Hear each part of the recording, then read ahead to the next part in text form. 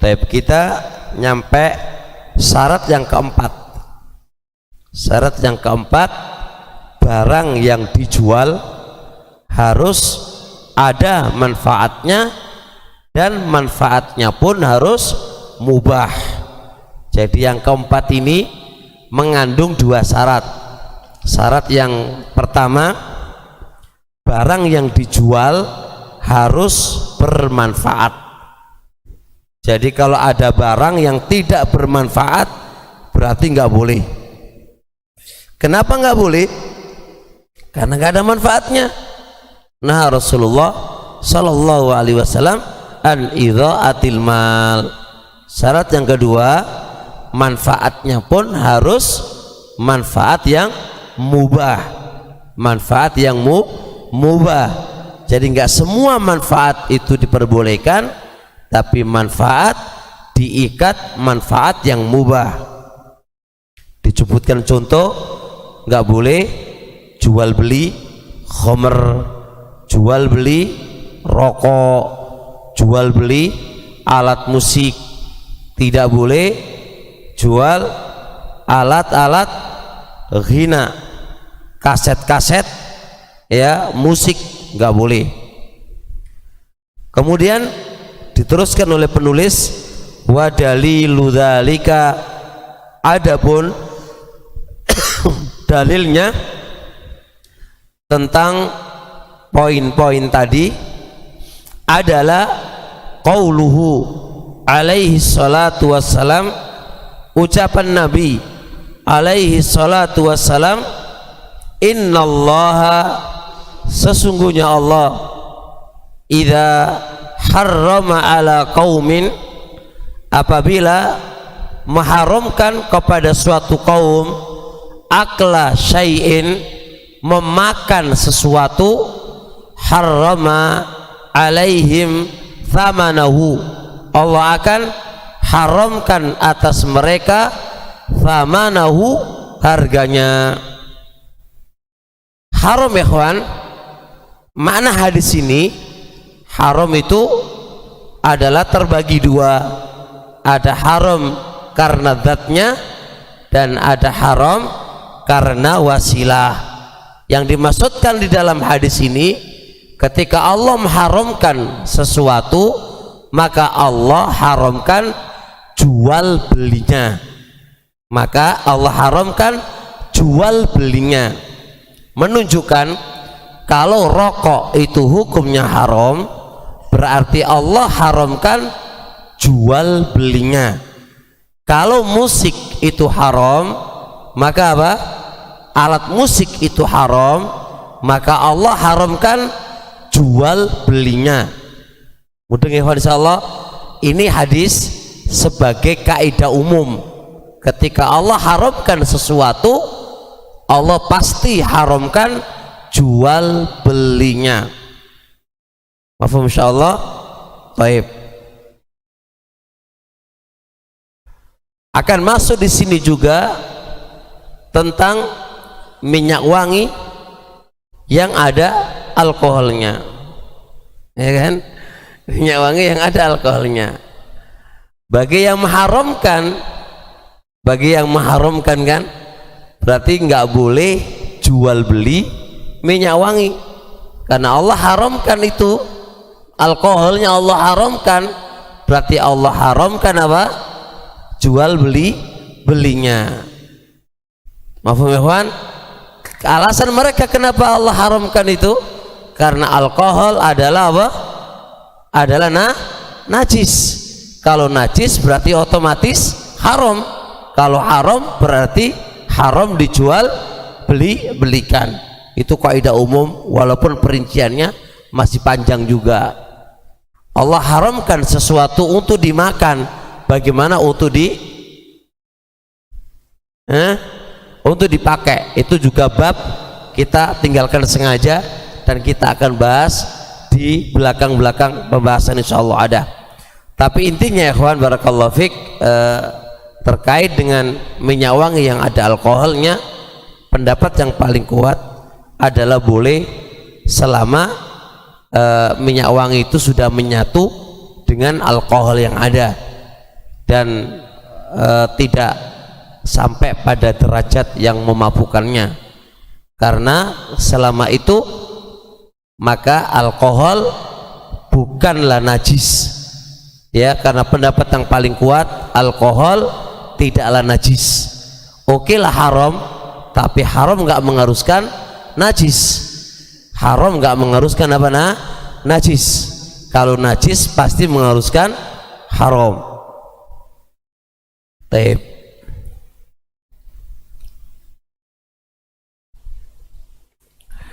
Fa in kana fil mabi'i, maka jikalau pada suatu barang ada manfaatun, suatu barang ada manfaatun, manfaat la tubahu, yang manfaat ini tidak diperbolehkan illa ingdadz dzarurah, kecuali ketika darurat, mithlul maitah, semisal bangkai, autubahu, atau barang itu diperbolehkan ingdal hajati, ketika dibutuhkan, mislu kalbis soidi, anjing buruan, wal hirasa, untuk menjaga,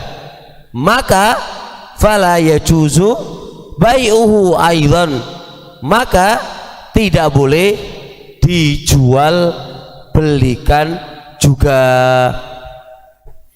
Ikhwan, jadi kasusnya begini, ada seseorang posisi terpaksa, dia posisi mau mati karena kelaparan. Terus ada bangkai miliknya si A. Boleh nggak si A itu mengambil kesempatan menjual apa tadi? Menjual bangkai kepada orang tadi, dan menjualnya ada manfaatnya. Apa manfaatnya? Menyelamatkan nyawanya dia, ya enggak? Karena dia mau mati. Boleh enggak di sini? Fal jawab, tidak boleh. Tetap hukumnya haram, tidak boleh dijual belikan, harus diberikan begitu saja. Surah yang kedua, anjing. Anjing termasuk yang Allah haramkan, yang Allah haramkan. Ngingu anjing, zatnya ya Allah haramkan. Memelihara anjing juga Allah haramkan. Dikecualikan ada 3, yaitu apa?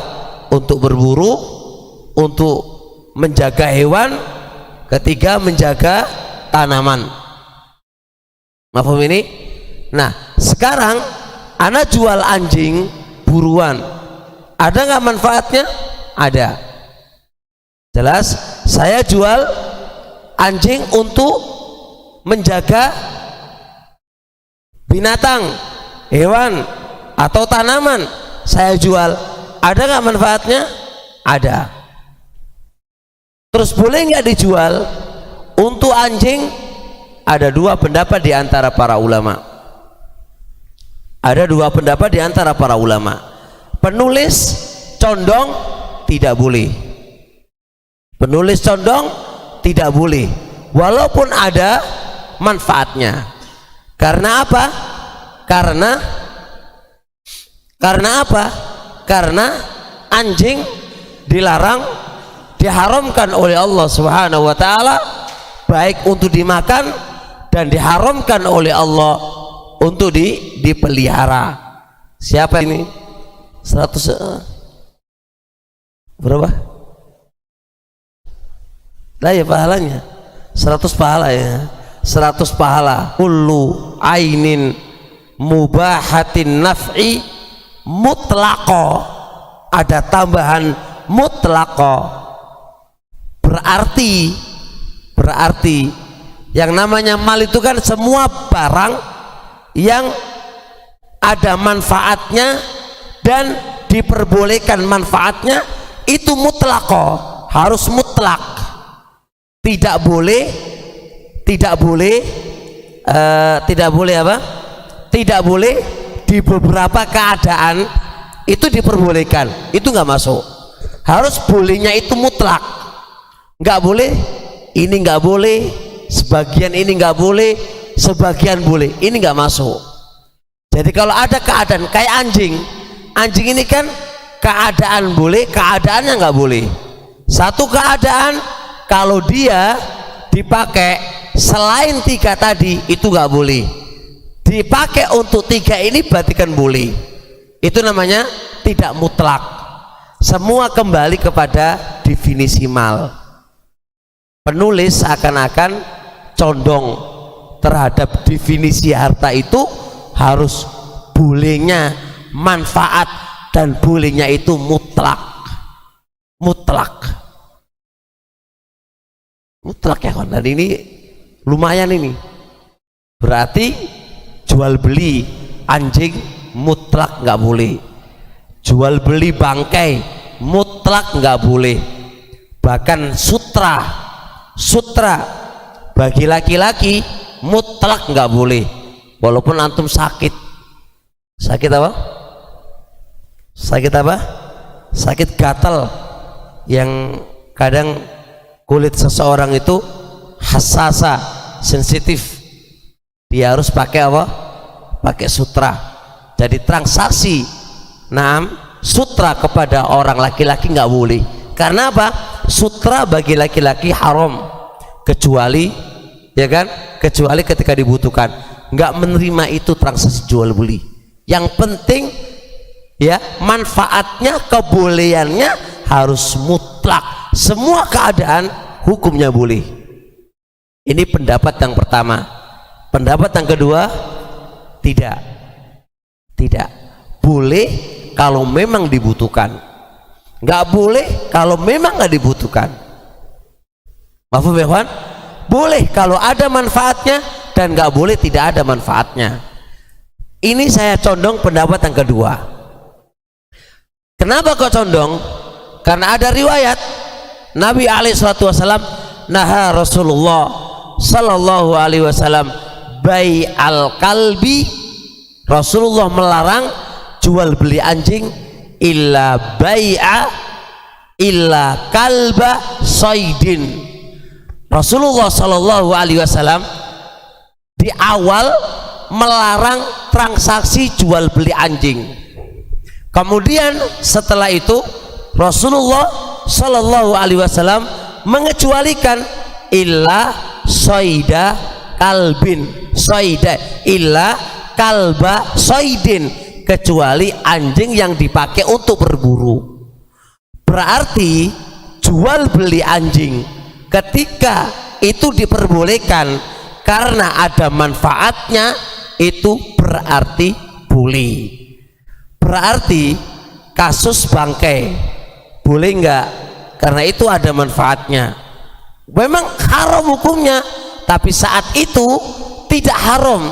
Saat itu tidak haram, maka berarti pendapat yang paling kuat boleh. Orang laki-laki yang butuh sutra karena dia adalah kena penyakit kulit, boleh nggak? Boleh, karena saat itu bermanfaat, bermanfaat. Jadi ikhwan, picuan pendapat ini yang dikatakan oleh penulis adalah memicu kepada definisi harta. Apa definisi harta itu?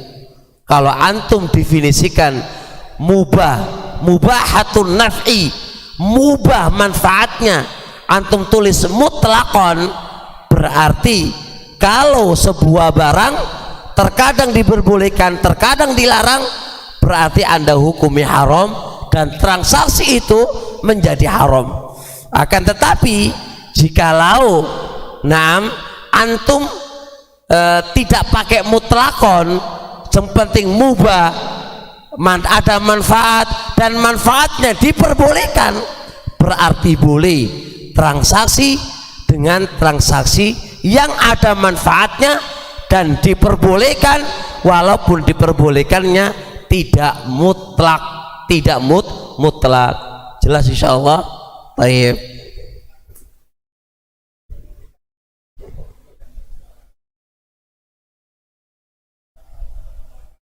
Tidak mesti dua-duanya, karena orang jual kambing, jual apa? Jual apa tadi?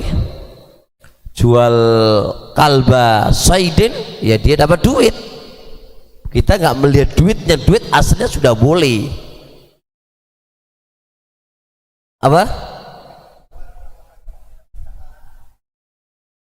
Enggak, karena itu udah manfaatnya dan diperbolehkan oleh syariat. Kan illa saida kalbin, bangkai asalnya haram enggak?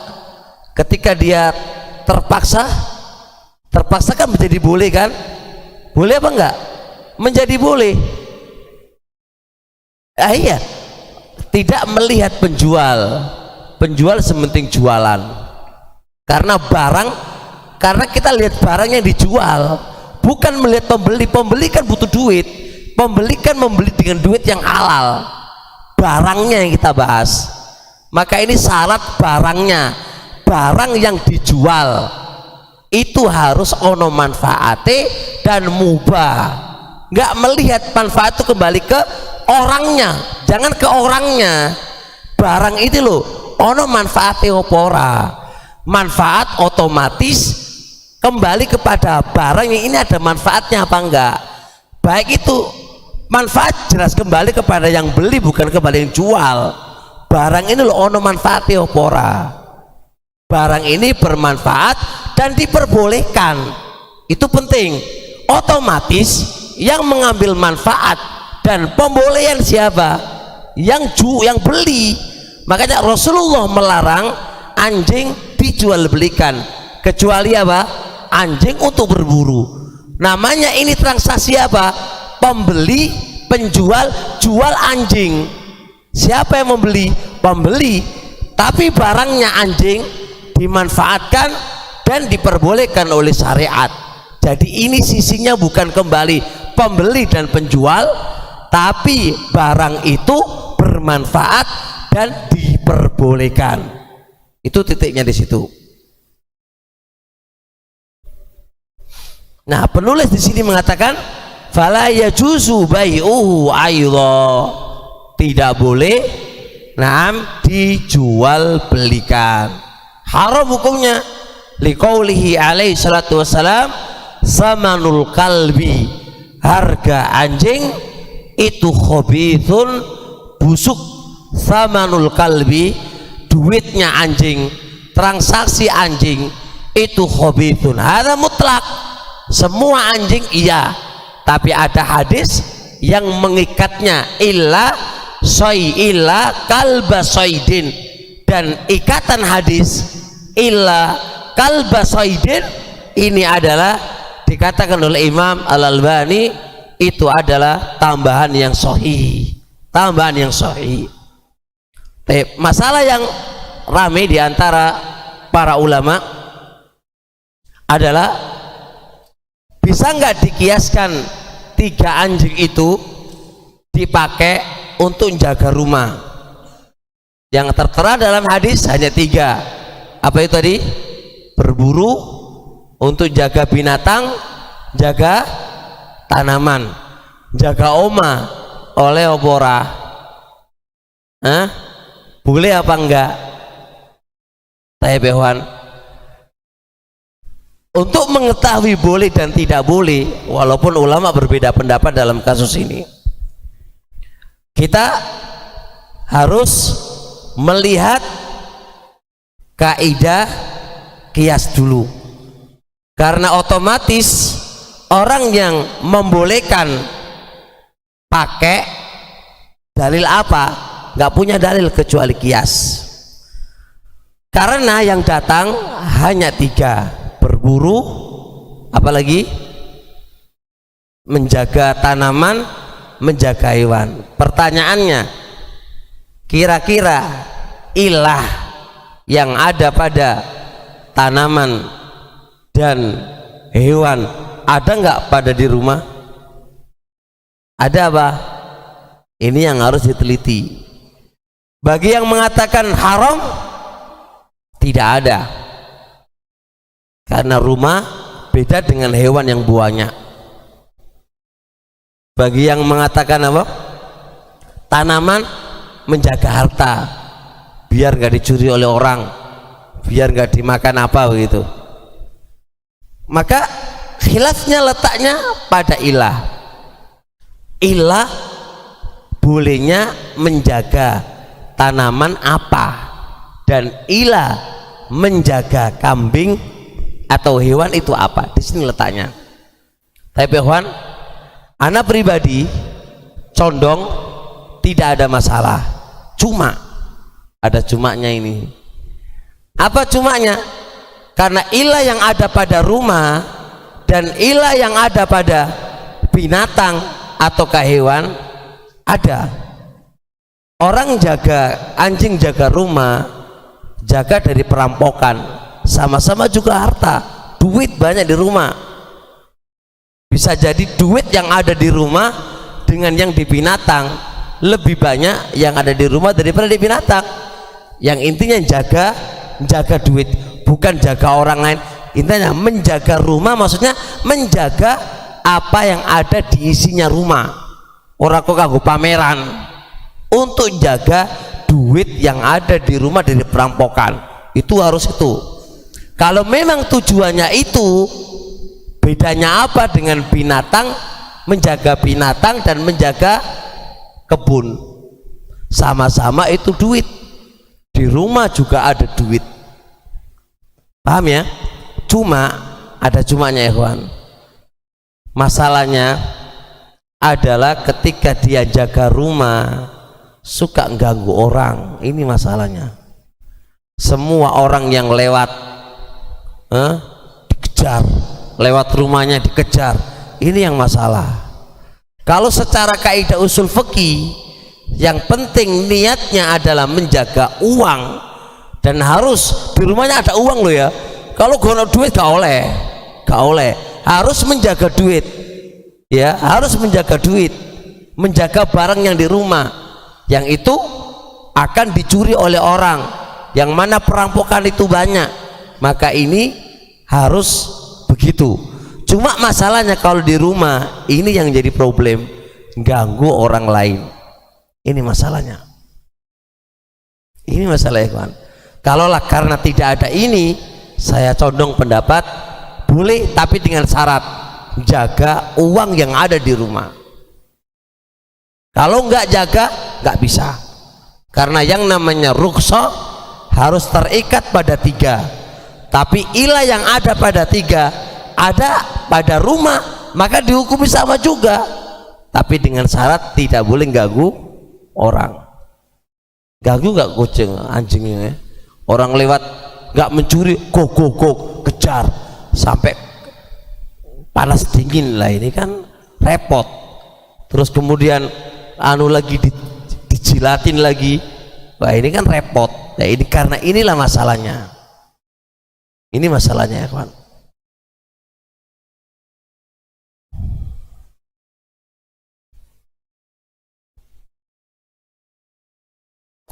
Kemudian seterusnya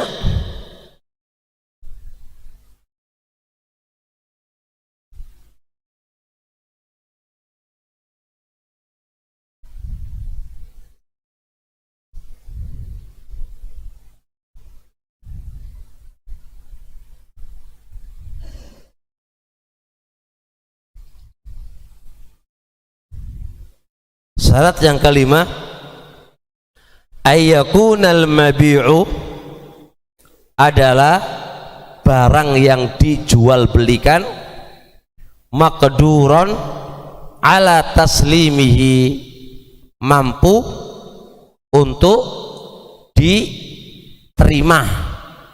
Maqduron ala taslimihi, ada kemampuan untuk diterima. Jadi barang yang dijual belikan harus maqduron ala taslimihi, mampu untuk diterima. Dengan syarat ini fala yasihu, maka tidak sah bai'u sayyaratin mafkudatin, menjual mobil yang hilang.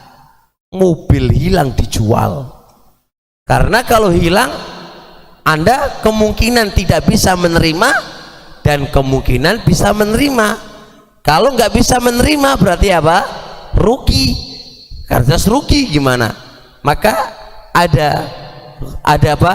Ada mukhatarah, ada bayangan, ima dapat wa ima nggak dapat, nggak boleh. Au tairin fil hawai, atau burung yang ada di atas. Dia punya burung lagi miber di atas, atau miber terbang di atas, yang kemungkinan balik, kemungkinan nggak balik, nggak bisa. Wa nahwi dzalik, dan semisal yang demikian itu, li'adamil qudra ala taslim, karena tidak ada kemampuan untuk menerima barang tadi. Masuk juga jual beli ikan di tambak, jual beli ikan di tambak. Pak, saya jual ikan itu Pak, ya wis regani piro, sedangkan tambaknya luas. Kalau tambaknya segini ya gampang, wanya 3 meter kali 3 meter mudah isola. Tapi ini luas, bagaimana bisa mengambil apa yang dia beli? Nggak boleh, karena itu nggak jelas. Nah, antum ke pemancingan itu lapo transaksi apa mancing itu ke pemancingan itu, antum bayar itu apa yuk? Bayar nyewa untuk senang-senang atau ke situ mau beli ikannya? Kalau itu karcis sebagai taman wisata, wisata permancingan, maka itu bukan Anda apa jenenge untuk beli ikannya, tapi karcis masuk karena ini namanya taman, kayak taman wisata permancingan gitu ya. Maka itu karcis masuk ke taman gak ada masalah.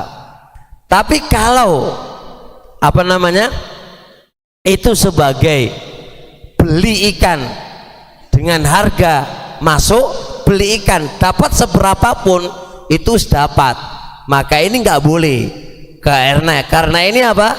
Karena ini adalah termasuk kategori barang itu nggak bisa kita terima. Ya mungkin antum dapat atau mungkin nggak dapat, paham ya? Rata-rata karcis itu untuk apa? Karcis masuk atau beli? Siapa yang biasa ke pemancingan? Pak Amron? Transaksi apa?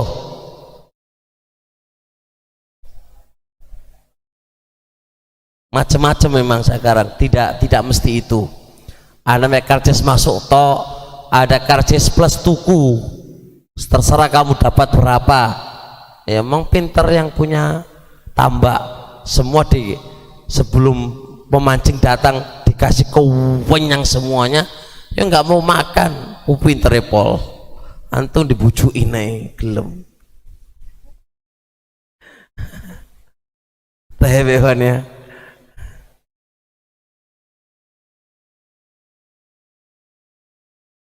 Wa dalilu dzalik, adapun dalilnya adalah hadis Abi Hurairah, hadis Abi Hurairah radhiyallahu taala an, naha an bai'il gharar. Rasulullah sallallahu alaihi wasallam melarang jual beli gharar, dan saya di bab khusus insyaallah akan ada pembahasan tentang bai'ul gharar secara terperinci. Dan dobitnya gharar adalah apa? Adalah mukhatarah, nggak jelas, antum bisa untung dan bisa rugi.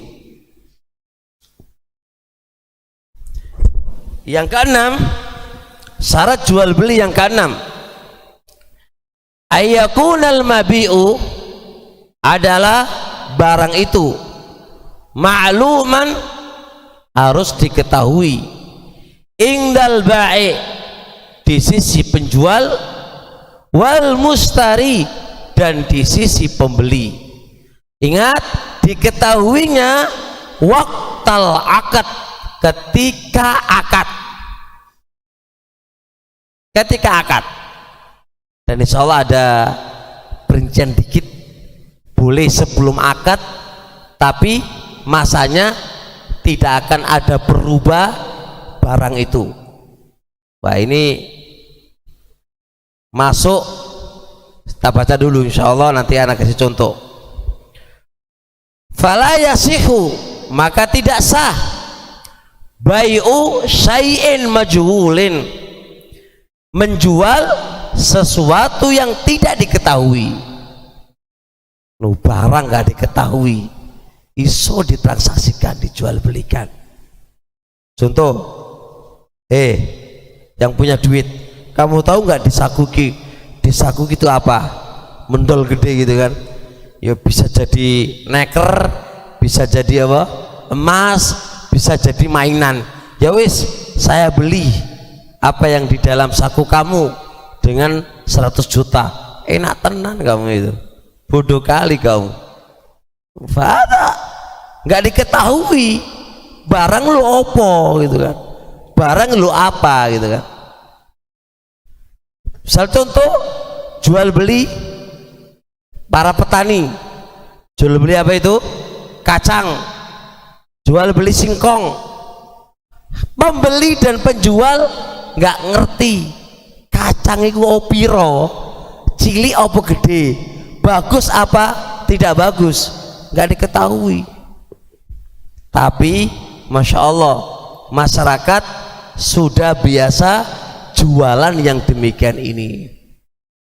Walaupun ikhwan, untuk kacang, untuk barang-barang yang ada di bawah tanah masih ada khilaf di antara para ulama. Madzhabul jumhur tidak membolehkan transaksi semisal ini. Apa alasannya? Karena barang yang dijual tidak diketahui. Syekhul Islam Ibnul Qayyim membolehkan, tapi dengan syarat pembeli dan penjual pengalaman dan bisa menaksir barang ini.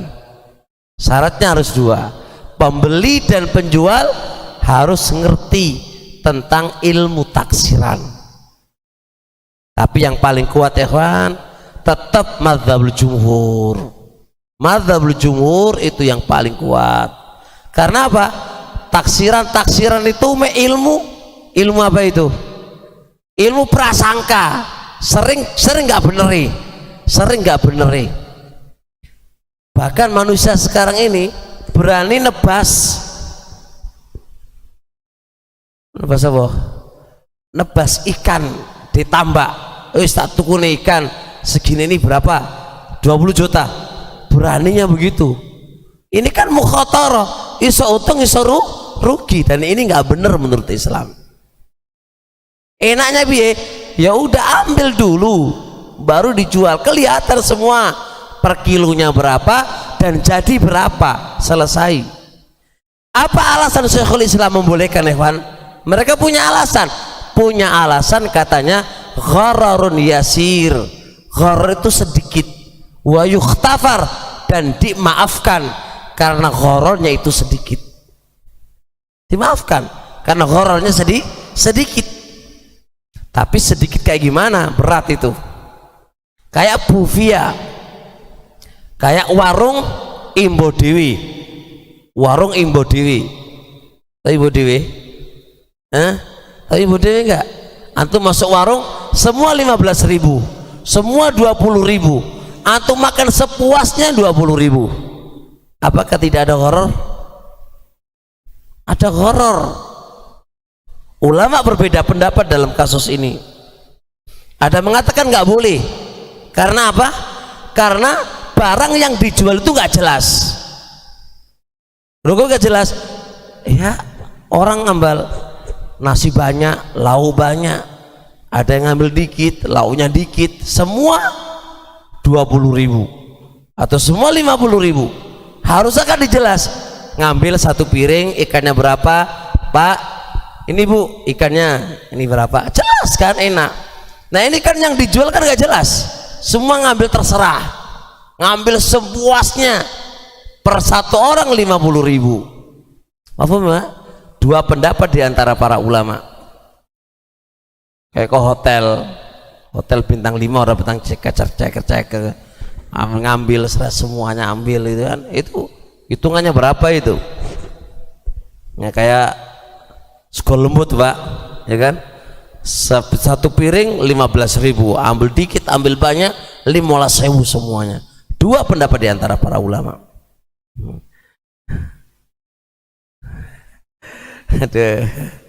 Ketika saya lihat beberapa makalah tentang ini di kitab-kitabul fikih modern, kan saya condong itu boleh, dan horornya amat sedikit dibandingkan dengan apa?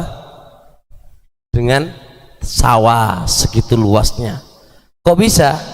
Karena orang bisa menilai kan, wetenge wong lu sak piro. Nah, wetenge orang kecuali Pak Ijri mangane orang tolong piring ya. Tapi kan asal manusia itu makan ya segitu itu, dan bisa dihitung, makanya horornya itu sedikit. Memang ada orang yang melebihi satu piring, tapi itu nggak banyak. Rata-rata orang ya makanya segitu, dan bisa dipastikan segitu itu adalah harganya sekian. Makanya karena itu bisa rata-rata manusia adalah sebegitu, maka itu horornya sedikit, dan horor sedikit itu dimaafkan di dalam Islam bil ijma'. Kayak antum jual beli rumah, apakah antum tahu semua yang di dalam rumah sampai pondasinya? Nggak tahu. Tahu pondasi rumah gimana? Nggak tahu. Horor nggak horor, tapi itu kecil dibandingkan dengan rumah yang begitu besarnya. Maka horor yang sedikit, ketidakjelasan yang sedikit itu tertutupi dengan sesuatu yang banyak. Seperti kasus tadi kan, makan sepiring masuk sekian 20 seterusnya, insya Allah.